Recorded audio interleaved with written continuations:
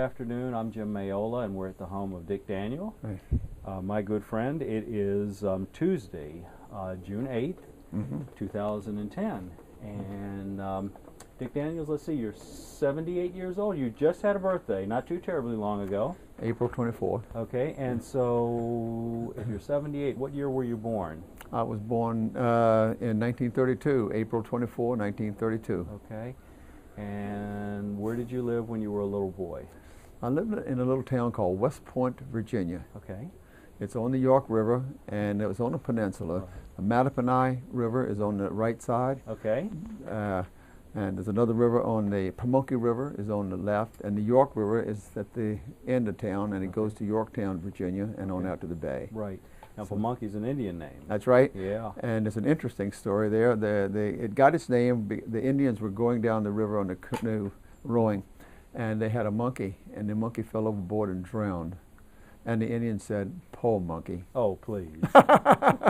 Sorry. You just made that up. Now, there's the other river was called the Mattaponi. Okay. Now, the same Indians were going down the river in a canoe, and they were sleeping. They were on this mat, and when they woke up, they had turned over, and the mat was on them. So they said Mattaponi, and that's the name of the river. Okay. Mattaponi. All right.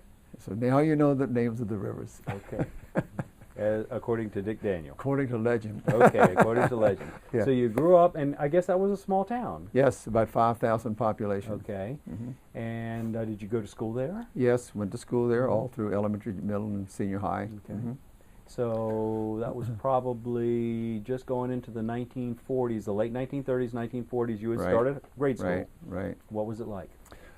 A very quiet little town where you didn't have to lock your doors when you went to bed. Everybody knew everybody.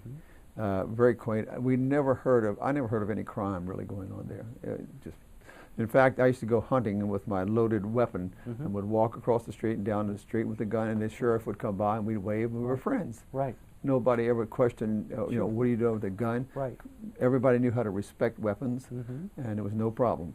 So what were you hunting? I was hunting squirrel, and then I would go to the city junkyard up there, Yeah. and I would nail a board to a tree, and then I would nail nails into the board, and then I would stand off with my rifle and drive the nails in the board. No kidding. Yeah, I'd gotten pretty sharp. Yeah, I was going to say you were a crack shot. Yeah, I was doing pretty good. That's pretty amazing. Yeah. Almost like Annie Oakley. That's right. Yeah. Yeah. Yeah. Yeah. So what did you do besides hunting? I guess you had a lot of friends. Oh yeah, Yeah.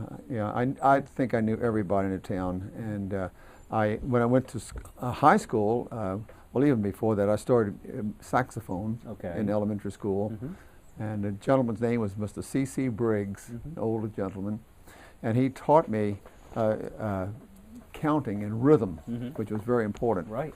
And then he left, and we had like an 8-piece band, just such a small thing. Right. And a group came in from Richmond, Virginia. The Walter D. Moses Music Store came in, and they gave everybody in the school, which is a small school, like we had like 150 in the high school, Wow. gave everybody in the school a seashore music test. Okay. And every student who scored well was asked to play an instrument. Okay. Well, we had a 108-piece band, a 10-piece band in 6 weeks.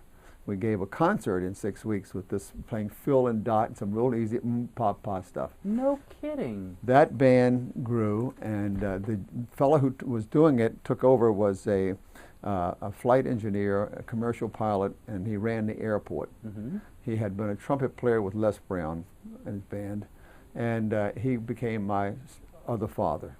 No I worked with him, and I played in the band. He taught me, and they got me into a little combo. When I was 12 years old, I played my first dance job for a fireman's New Year's Eve job.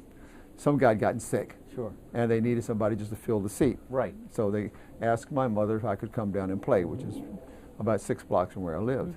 So I went down, and I surprised them. I was able to read some of the charts. Right. And they then became very interested in me. If they gave me the book and helped me, would I learn it? Would my parents let me play it? All the yeses came in line. Well, it was, really wonderful because I enjoyed it so much. So I played, and so I played with that band till I was 21 years old. Oh, that's Every great. week, just about. just a Yeah. fantastic story. It was. And how old were you when you started? 12 when I 12 started. years old. When I started playing the band, I was 10 Yeah. when I started Yeah. with Mr. Briggs.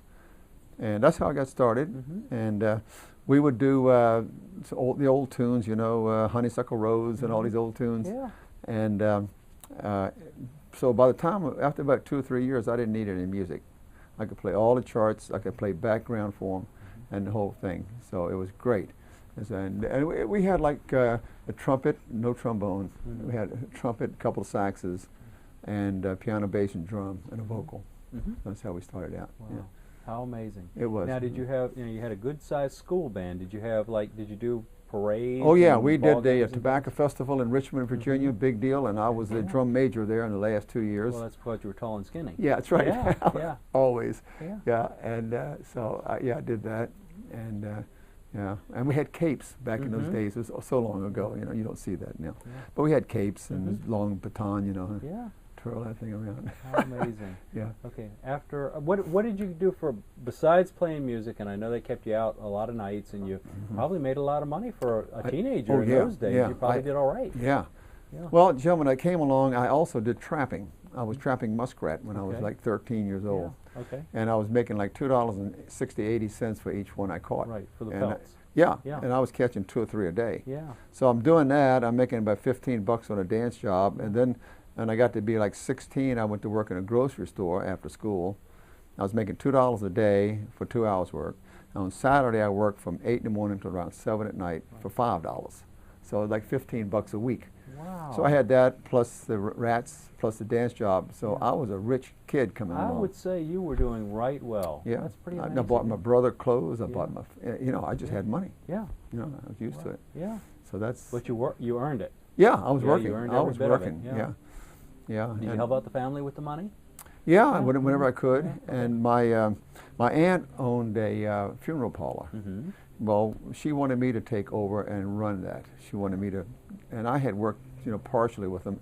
Yeah. I had helped them in the, you know, embalming area Yeah, and that yeah. kind of stuff, and Yeah. I didn't want to particularly do that. Right. You know, they would have hired, of course, a mortician to handle that. I Sure. would have been the manager and run the place. Yeah. Right. But I wanted to go into music. Sure. So I left and went to Shenandoah Conservatory. Okay, so you left high school and went to Shenandoah Conservatory. No, I lived in the Air Force first. Oh, okay. Yeah, went in the Air Force All right. and stayed a while. Then got out of that and worked in Williamsburg, Virginia for a year. Okay.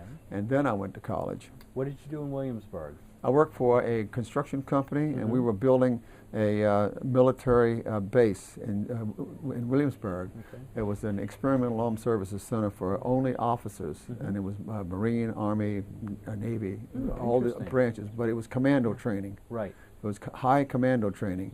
And the planes, they used to drop out of a parachute at about 600 feet right out of my window, Wow. you know, flying boom right on the Yeah. ground. They would swim out in the York River and detonate these steel objects out there. You'd never see them. Mm-hmm. All of a sudden be an explosion. Boom, yeah. They'd be back ashore. They would run down the street sometimes. These guys were tremendously physical Yeah. specimens Right. with like maybe a telephone pole on their Mhm. shoulder, 3 or Mm. 4 of them, singing a song, running down the road. This thing. It's like another world. Wow. One day we even not cut some of the lines down, and an airplane came in and landed on the road, a Navy plane, Okay. and so it was quite an experience. Yeah, I bet. And I was a clerk typist, Mm-hmm. and I worked with the superintendent, the purchasing agent, the architect, and me. We worked together. Mm-hmm. They designed these things. The architect designed them, and the purchasing agent would order. I typed up everything that went out that place, including toothpicks that went into the PX. Wow.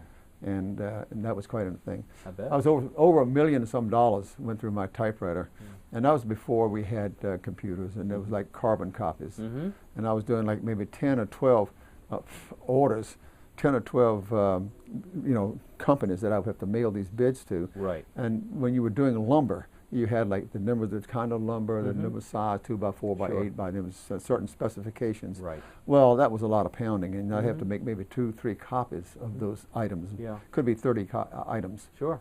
and things like that. So I had a very heavy touch, Mm-hmm. and I could never use an electric typewriter. No kidding. No kidding. I Yeah. cannot put my hands on a typewriter and it goes boom Yeah. down because you know Because you're so used to I'm that, so like- used to that heavy touch. Yeah. Yeah. Yeah. Now, what did you do in the military? You went right out of high school into the Air Yeah, Force? I went in there and I was given an option. I really didn't stay very long. Okay, when I was 4 years old, Jim, I had I don't know if I got an infection in my ankle, and I had a very serious problem with a bone infection, and they had to take out a bone in my right foot. No kidding. Yeah, and I was in a hospital 6 weeks, 4 operations with 104 temperature. Almost died, and the only thing that saved my life was the 4 operations. And the day that they took the bone out, they had prepared my mother for an amputee from my knee down. Right. Because it had swelled up, and there was blood was coming in there. Yeah. But at any rate, fortunately for me, they were able to take this bone out. And so then I managed to heal up, got done, and I couldn't play football and sports. Right. And that's probably why I got into music. My mother guided me into music. Sure. But I always did, and my dad was a baseball player. He was a professional player. No kidding. Yeah, he was playing with the Piedmont League out of Richmond, Virginia. Okay. Played shortstop. Yeah. Yeah, he was very good. Dad could walk across down the street here on his hands the day he died. Wow. And he was only 52 when he died. Yeah. Heart trouble. Wow. Heart attack. Amazing. Yeah. Yeah, so that was interesting. And then I went in the Air Force, and I enlisted for 4 years. You know, my next door neighbor went with me, and we marched in the same flight next to each other. And one day they called me out of the ranks. Said, Daniel Ariel, take these papers up to the hospital. We want X-rays on your ankle. Right. So I got through basic, just getting through basic. Yeah. And so I went up there, and they said, well, we are concerned that this may redevelop. We're going to recommend immediate separation from the Air Force with an honorable discharge on this medical condition. Okay. What would you like to do? That we can offer you permanent party in the band, because they knew I was a musician. Yeah. In the band at Lackland Air Force Base. I was in Texas. Yeah. Or we would give you this discharge. And I'm thinking real quick, no, I'll take the discharge and go to music school. Sure. So that's what I did. Because you were young enough. Oh yeah, Yeah. I was young enough. It was yeah. perfect timing for you. And that the major or colonel or whoever he was, he thought that was a great idea. Yeah. For sure. me. So and this was during the Korean thing, in 51, Right. 1951. Not a good time to be in the military. Well, but I want to do my part. Sure, I understand. And even if you had stayed, you'd be in the band. I would have been in the Yeah, band. sure. Yeah, right. Yeah. But you elected to go to the conservatory. So Right. you went to Shenandoah? Right. Okay. That was in Dayton, Virginia, which is just outside of Harrisonburg. How was that? Great. It was like home. It was just wonderful. And when I went to school, Jim, I wasn't the greatest student in town. Musically, I did well. Yeah. But school to me was a social activity. Right. I mean, my buddies were there, my Yeah, friends were there. sure. But I didn't really dig math and science and all the other biology and, so I got done. So I got to college. I'm thinking, I don't know if I'm going to make this scene. Yeah. Well, the first semester, I was getting C's and B's, which was like, hey, for me, that was like tops. Well, the last 2 years, I was on the dean's list for the last 2 years. All A's, a couple of B's. Wow. And then I went to the University of Maryland and got my master's degree. And then I have something like 34, 36 hours beyond the master's degree right now. Yeah. But it all started out when I didn't think I would be able to do that. Right. But what happened was I hit an area that I could excel in, that I knew and that I appreciated and I liked, and I applied myself. Good. Yeah. Excellent. But in high school, it was a different story. It was fun time. Yeah. Strictly fun. Okay, so then you got out of college, and what did you do for a living? Well, I worked with this company called Doyle and Russell at Williamsburg. Okay. Okay.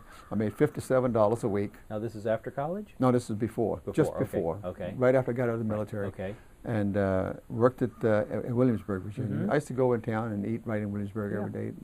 Then I moved into Williamsburg and lived 2 blocks from the Duke of Gloucester Street at William and Mary College. Exactly where that is, yeah. And now it's a parking lot, Yeah. but it was a house there, and I paid $5 a week for rent and $5 a week for my food. It was $10 a week for the room and board. Wow. And things were cheap then, Sure, yeah. And so then after that, I did go to college, went to Shenandoah.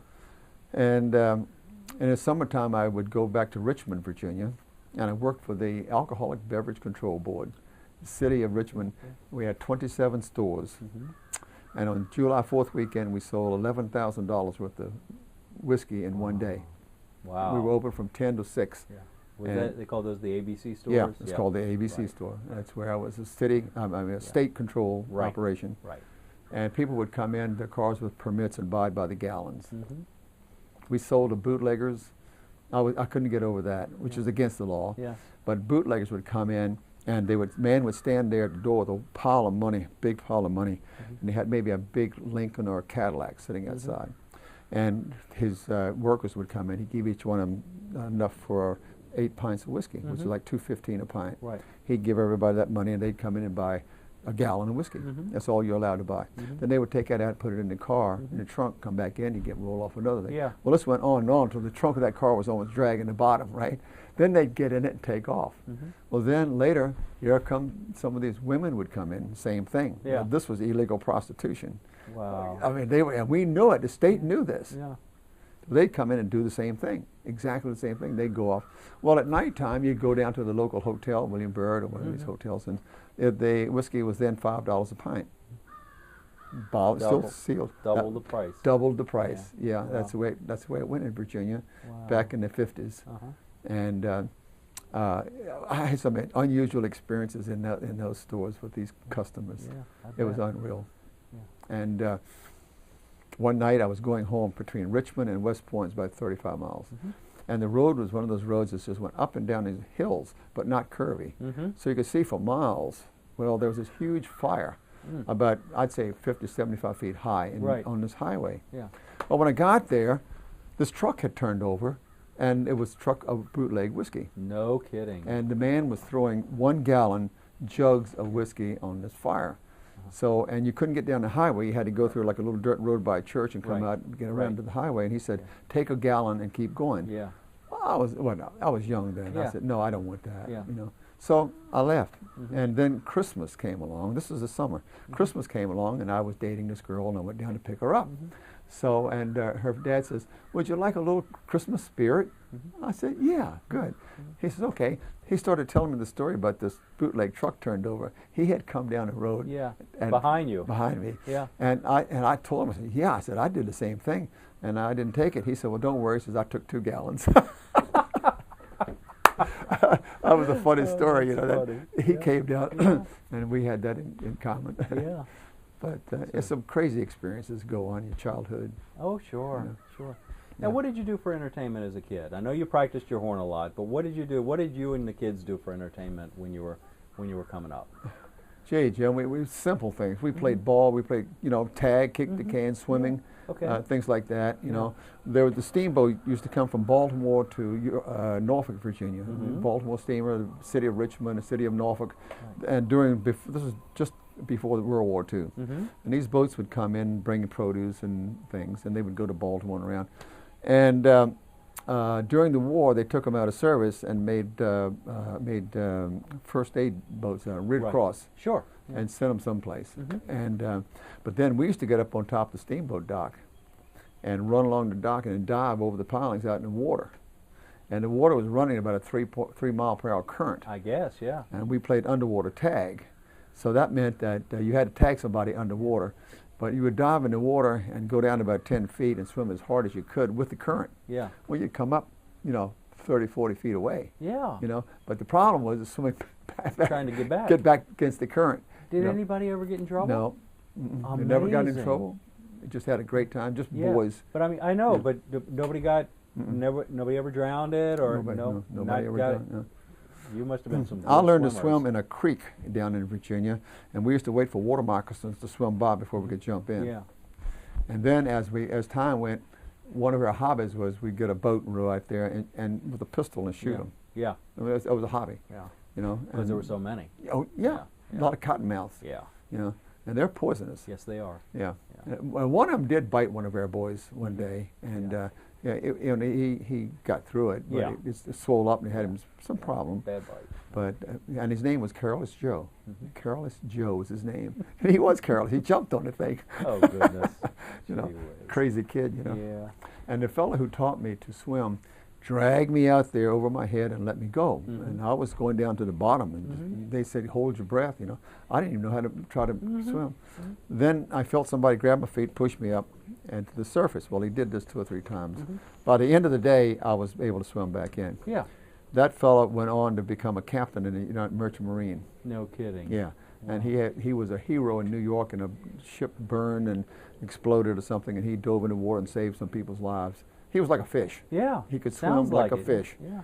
And Dick Robbins, but and he had a baritone sax. Okay. And he gave me that baritone sax. I kept it all through college, and when it came to Maryland to teach, it was the metal was it was kind of soft. It was really pliable. Yeah. It was just so I auctioned it off at an auction for the high school band. Right. I mean, $50 or something. Oh, that's great. Wow. Yeah. But that was it. So you got out of school and you began teaching. Yeah, I came out of college. I met my wife at the Shenandoah. She and I both were in the same class, and she played she was an organ major, pipe organ, and she played the marimba and xylophone and things like that. And she used to play for the college. She had a scholarship playing for, Lions clubs and different luncheons and things like that. And I played a few engagements with her and that kind of stuff. And we had that and bass and me. So at any rate, that went on for a while, and then I was playing in like 2 bands while I was there. One band was very active. We were playing from Washington D.C. to Roanoke, which is quite a stretch. Yeah. It's a couple hundred miles Sure. up and down, mostly in the Harrisonburg, Stanton, Waynesboro, and Charlottesville. Yeah. We played University of Virginia all the time. Every other week we were down there playing. And that was a good band. And the first trumpet player was ended up in the special services, and he was with Tommy Dorsey, Buddy Morrow, and some other bands. And he's been with first trumpet player in Las Vegas for 30 years. Wow. And he was running the Sahara Hotel band for like 15 years. No kidding. Yeah. And he and I we were nip and tuck. I would go over and practice with him, and I would practice till I'm dropping, and he was still playing, ending up on double high A's with triplets and things like that. The guy was unreal. Wow. He could read the specs of, a fly would come by and drop something, he'd read it. I mean, he's that quick, sort of like Gil Raphael. Yeah. That's what he was like. Yeah. Wow. And a wonderful guy. Yeah. And so he's there in Las Vegas, and I haven't seen him for years. Yeah. But after school, you started teaching. Yeah. I graduated like May the 28th and got married June 9th. Okay. Tomorrow's my wedding anniversary. Tomorrow's your wedding anniversary. How long have you been married? 55 years. 55 years tomorrow. Yeah, 55 Congratulations. Years. Thank you. That is just amazing. Yeah. In this day and time, and it doesn't, I'm sure it doesn't feel like 55 years. No. Yeah, so I got out of there, and now, were you two still in school then? Yeah. Okay, yeah, you got married while you were still in school? No, we got married like 9 days after we graduated. We had been engaged for a year or so in college. And Baltimore County came down, whoever came down, representatives from Baltimore County, and hired me in March to be a teacher in Baltimore County in September. Okay. So I was lined up. Right. So we got an apartment in Pikesville, Virginia, Pikesville, Maryland. Right. And got married, came up here, and now she is from Reisterstown. Okay. Born and raised in Reisterstown, and so her family was there. So you came home then? I came with her family, and I got to be like one of their children. Sure. We have a wonderful relationship. I'm sure. Yeah. So at any rate, that was good. So then we've been together, and I was at 3 elementary schools to start. Owings Mills, Pikesville Elementary School is now where the police department is, state police. Right next door is a library. Well, that used to be the school. Okay. They knocked it down, put a library there. And then Woodmore Elementary School, brand new school. We didn't even have chairs and stands when I walked in. It was like just a room. Just a room, Yeah. and the kids, Wow. And we had the best time. Yeah. We had more fun there probably than if we had chairs and stands, Wow. because we ad-libbed. But we had them shortly, probably in a couple of months. Sure.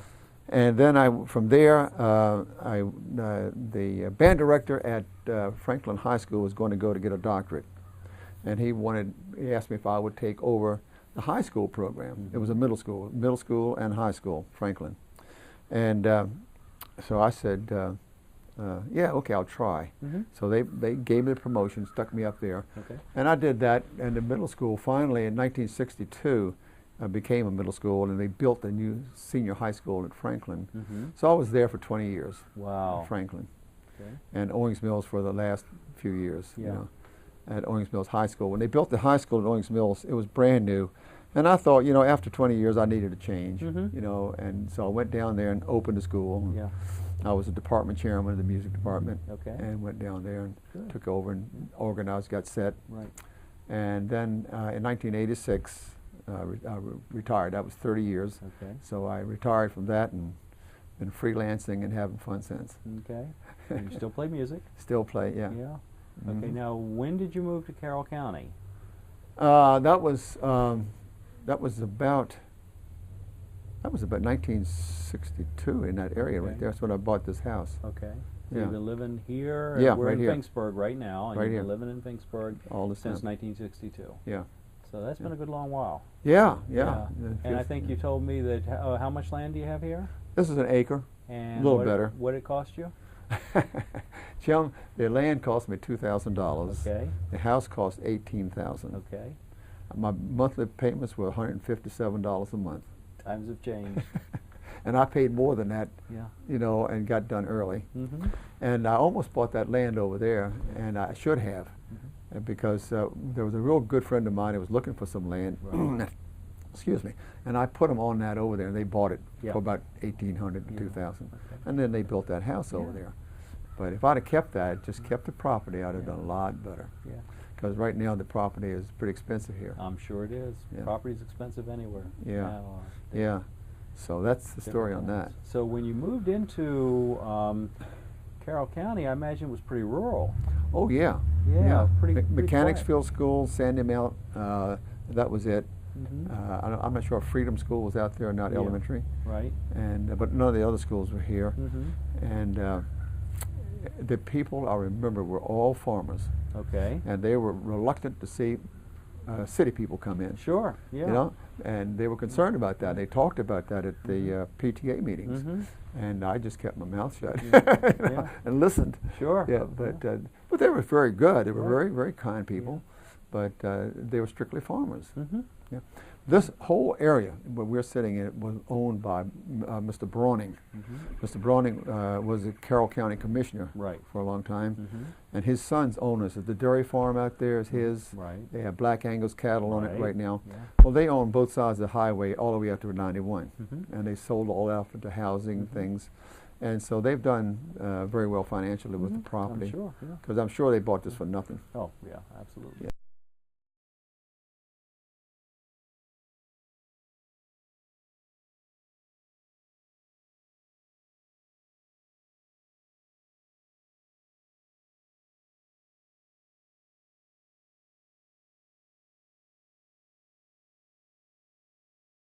Okay. Yeah. And I played with several bands in the Baltimore area, you know, Mhm. and I ran a real nice band called the Carl Hamilton Orchestra, Mhm. and we were very busy. It was before any of the other big bands in Baltimore, Mhm. and it got its start in 1938 Mhm. with a fellow named Mr. Carl Hamilton, Mhm. who was worked for the railroad company, and he was from Hagerstown area, Cumberland, Maryland, Right. from Cumberland, and so he started this little group going. And during World War II, he played USO shows free, No kidding. and everybody in Baltimore knew him Sure. because he was just doing all his free Yeah. work. Yeah, he's very patriotic. Absolutely. Yeah. And then at the end of the war, he enlarged. He was like a six-piece group. Mm-hmm. He enlarged this to maybe 12. Mm-hmm. And he could not. All the high schools in the city booked their proms on their schedule. No kidding. Every one of them. We played. We were playing every hotel in the city. We were booked 2 and 3 nights a week, Wow. like 6 or 7 nights a road. Christmas time, Yeah. right on the road. Oh, I'm just, sure. Yeah. It was a very popular group. Yeah. We did a lot of work at the Booming Temple and Mhm. Shriners and things Yeah. like that. And at Annapolis, we did a lot of work in Annapolis, all over the place. We played everywhere. It was quite a successful group. Yeah.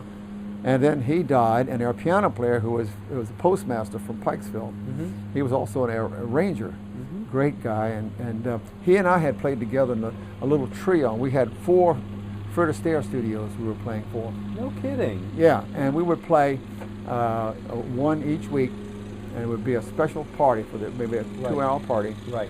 And we would play for this, a trio, just Yeah. a piano, bass, a piano, drum, and tenor. Right. And I was doubling on trombone. I was playing valve trombone. No then. kidding. Yeah. Yeah. Had a little. So you were doing the dance music for them. This is Oh, before yeah. they had the Yeah. recorded music. Oh, You were yeah. doing the dance. We were doing so it. a live combo would come in for the Fred Astaire, and they Right. would do the dancing. Right. And then at the end of the year, we would get together and play for all the studios. There were several Mhm. studios in the Baltimore area. And we did that with the big band. Yeah. The Carl Hamilton band would go very formal at the Hilton Hotel down in Pikesville. Wow. We would do it there. And then also, at once a year, they would have like a East Coast Fred Astaire thing, and it would come from Florida all the way up to New York. And they would come into Baltimore, and we played for them. Yeah. They would have the national champions, and at that time. The dancers. Yeah. Yeah. And they were Wow. quite remarkable. I bet. They So were. you had to know how to play just about every kind of dance step. Oh yeah, we were doing So all they kinds of called Latino things. A tango or a rumba or a bolero- mambo, bolero. whatever. You had to be We were ready to doing go. all- Yeah. And what we did, we would play each of those songs and go through maybe a foxtrot, waltz, different ones, all the kinds of songs, and then go back and start and play them all over again. Yeah. So people learning their dance steps could dance all the different dance steps. Sure.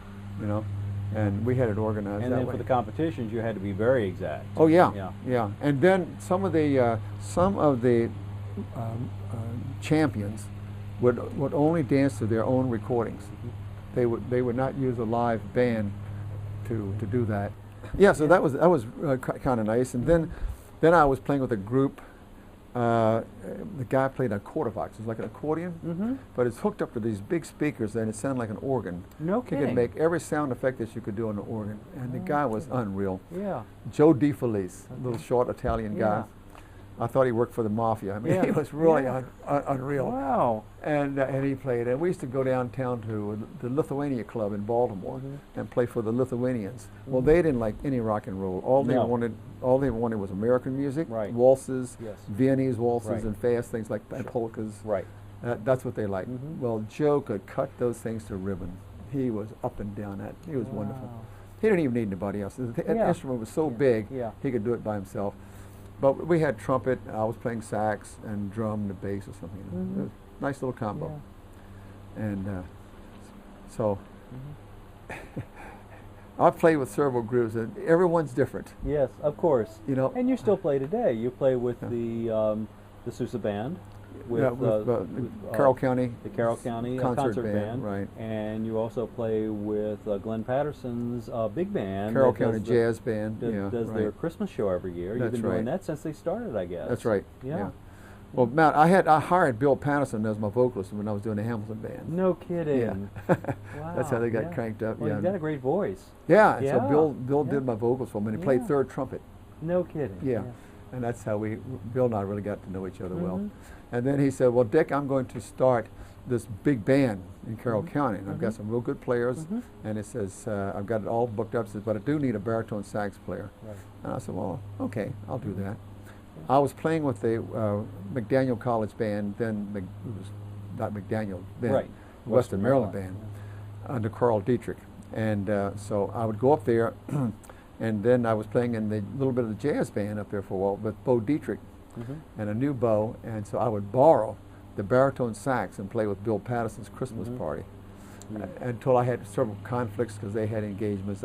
So I went out up to Stu's Music and I bought my own baritone. So I now Good for you. I have a baritone which I use twice a year whether I need it or not. So anyway, it's like new. Yeah. Yeah. So That's that's fantastic. Yeah. Yeah. And I guess you're never going to stop playing. not if I can help it. Good for you. Yeah, Good right. for you. It's in your blood. Well, I'm playing with a real nice little group now with a guy named Jim Mayola. and he's sitting over here laughing. But that's been an eye-opening experience for me because when I got this big library, it was written for trombone with a couple of scattered saxophone parts. So I had to transpose things back to the treble clef with the saxophone. Sure. And then all the chord changes were written in concert, so I went through and I've written most of the chord changes so I can, maybe play them correctly.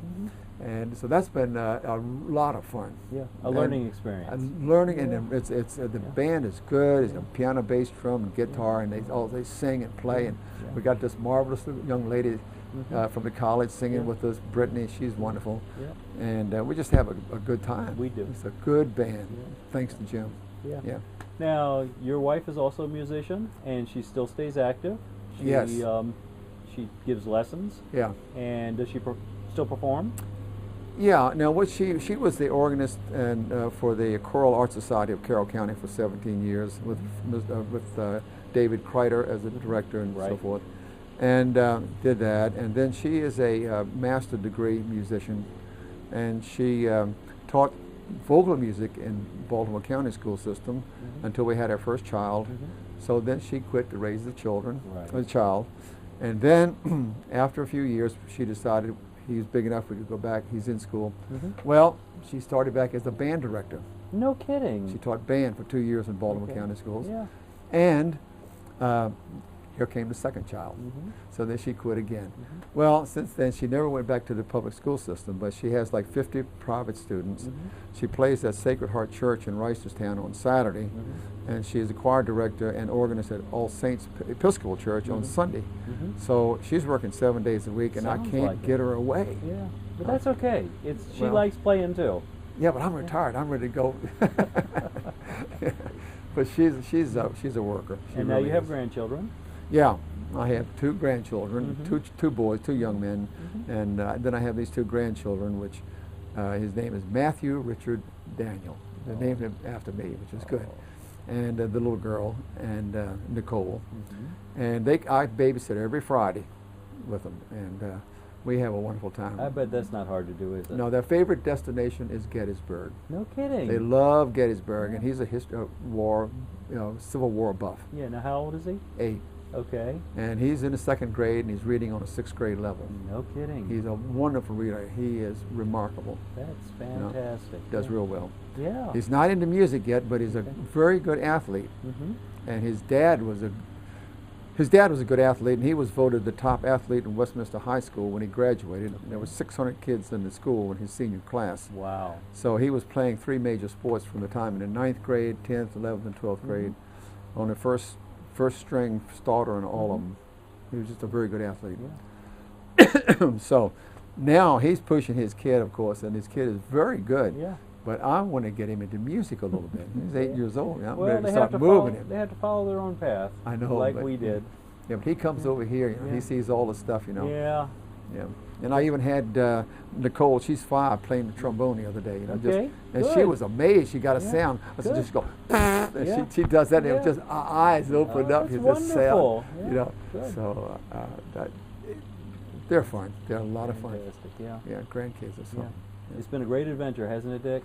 Yeah, it really has. Yeah. Life has been wonderful. Yeah, and the people along the way, Jim, I've met so many fine people, and it's just been good. Yeah. Yeah. You've been an educator for a long time, and you've seen probably a lot of changes in the school system. Oh my. A lot of differences from when you started to today. Yeah. If you had any advice to give to young children today, let's say high school children, what would you tell them? What advice would you give them? Well, Jim, I've never been one to say you got to get all A's. Oh no. Yeah. I think you should have some social life there, not to be carefree and running crazy. Sure. And also, I think application to your studies, respect for your teachers and for the elder. When I first started teaching people, I was like 20-some years old, and they would say, yes, sir, and no, sir, to me. And I was like, I'm not used to that. Yeah, sure. But I had to accept that because they were respectful for me as a teacher. And you were in a position of responsibility. That's right, Yeah. and I handled it.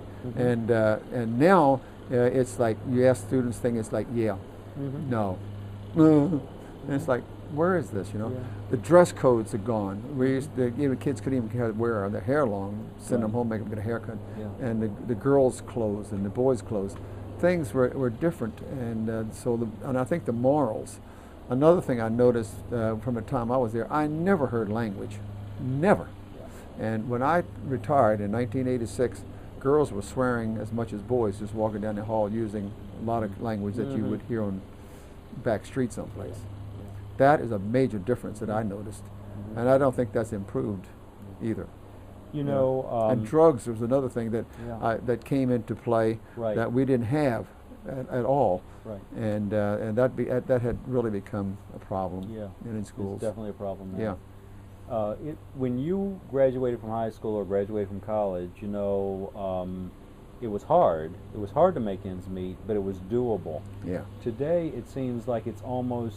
I mean, my heart goes out to high school kids that are thinking about striking out on their own because they've got so much against them right now. It's so different than it was. Yeah, and like I went to college my first year. What was it? My first year of college, room, board, and tuition, the whole thing was $850 For the year. Yeah, and that was for the whole year. Yeah. And then I liked it so much I just stayed there in the summertime for nothing. No kidding. Yeah, I stayed right in my room Yeah. in the school Yeah. in the summertime. Right. The gentleman who was the registrar at the time was named Forrest Racy, and when I went there, I flew. I was flying airplanes, so I flew up to Harrisonburg, and got a cab over to the college. Okay. So and then Now you were the pilot? yeah. You actually flew your own Oh yeah, plane? I had a pilot's license. Yeah, I was okay. flying then. Yeah. You know, with that. Now, did you rent a plane and fly? Yeah, Okay. in fact, my instructor came with me because he Yeah. was a musician too. Okay. You know, he's the guy I told you that we Yeah. grew up with him. Okay. So we came up together, Mhm. and he was actually from Front Royal, Virginia. Okay. So he knew the area pretty well. Yeah. So we flew up over the mountains and came on in. And so Mr. Racy was very impressed with me because I flew an airplane. Mhm. He was on General MacArthur's staff in World War II. Okay, Wow. he was a chaplain Yeah. in his staff, and he retired. I think he got it like a colonel or something, which is a high officing rate Very high as a rank. chaplain. Yeah. At any rate, so he's a registrar at this college, and he and I we just clicked. Mhm. Well, the year I left, he was made president of the college, and he and I we were buddies. Yeah. So then they changed this college. They changed it to Winchester, Virginia, Mhm. and the Methodist Church took over, Mhm. and the thing has just expanded. It's Yeah. just wonderful now. Well, it's huge, yeah. It's called the University now, and Mhm. with the music conservatory. Mhm. And but Forrest Racy was the president. Well, I would go down and visit, and he and I'd sit in his office and shoot the breeze about the old days. Yeah. You know, standing out on the thing, singing the school song, or you know, we did some funny things. Yeah, Yeah. yeah. Like we used to have hazing back in those days, Yeah. Jim. For the freshmen. Freshmen. Yeah. And I had to wear my clothes backwards, wear a suitcase with shoe shine brushes in it and stuff. I have the crazy hat on. And an upperclassman would come by and have shiny shoes or Yeah. whatever they wanted. Mhm. And we had this big statue thing. We'd have to stand up on the statue and sing Shenandoah school song, Mhm. you know, this kind of stuff. Well, that went on. And one day, they got a cow out in the pasture someplace, brought this cow into the administration building. Well, the cow got in, couldn't get out. So here we got this cow at no. 6 o'clock in the morning trying to get this cow out of the building. The cow's going moo and all this, you know. It was unreal. Well, Forrest Racy was there during this time. That was one of our stories, you know. Oh, we got him out. We had a glorious Sounds time. like Animal House. We did. Yeah. We had a guy we didn't particularly care for. We lived in this one place, and it was a shallow roof line. So we took all of his furniture out and put it up on top of the roof. So the guy came back from class one day, and here's his bed, here's his chairs, everything's up on the roof, set up just like you had it. I mean, we were characters. We had some good, we had some fun. I bet. Yeah, that was some of my funner days in college. Not to mention the studio. Now, my woodwind instructor was so good to me. He let me. I lost my clarinet on a dance job in Waynesboro, Virginia. Mhm. We loaded up and we took off, and the clarinet was left. Wow. And I went down the next day, and And it was gone. Yeah. So the fellow's name was Kenneth Schultz, was my instructor. So he invited me to come in. He gave me his clarinet, and I used his clarinet the last year, which was a nice clarinet. His studio and his whole music. I just had a key. I'd walk in and use his room the whole time. And he and I were good. I was the first saxophone major at Shenandoah Conservatory. No kidding. First one to come through. Yeah. Wow. Yeah. It's amazing. It was. Yeah. So that's the end of that. Any final words for anybody that might want to see this? I don't know. You don't have to look at this, you know. Gems of wisdom. Gems of wisdom for Uh. the people that are left behind. Anything that you can say for? Well, you know, when I was coming along in the music business, I was out playing engagements with other musicians, and I had to learn things by rote. And nothing was written down. Right. I never heard of what a blues scale Yeah. and things like that. Sure. You know? Now, when I became a teacher, this information was readily available. I could teach kids what it took me 5 years to learn in 1 week. Yes. That's Because a you major can show difference. them. Yeah, so Yeah. the advantages today are so plentiful, and all you have to do is really apply yourself, go out there and then work. Yeah. Yeah, and have fun, but you got to work. You got to have a goal, set your goal, set it high, and work hard. Okay. Because the competition is so keen. Yeah. People out there, you know, some wonderful players out there starving to death, dime a dozen. Sure. So in order to make it today, if you're going to go into the music world, you've got to be extraordinary. But isn't that the same with anything that you want to do if you want to be good? If you want to to be be a good. plumber and you wanted to be good, you're going to have to work at it. Got to work at it. Yeah. That's where Yeah. I would leave that message. Yes. You know, enjoy yourself, work hard, have a goal, and stick to it. Yeah. Yeah, and be a good guy. That's you know, Great advice, Dave. Yeah, be a good guy. Well, Mr. Daniel, it was truly a pleasure talking to you today. Thank you so very much for taking the time to tell me a little bit of your story. Well, thank you, Jim. It's been a pleasure talking to you. Okay. Right. Take care.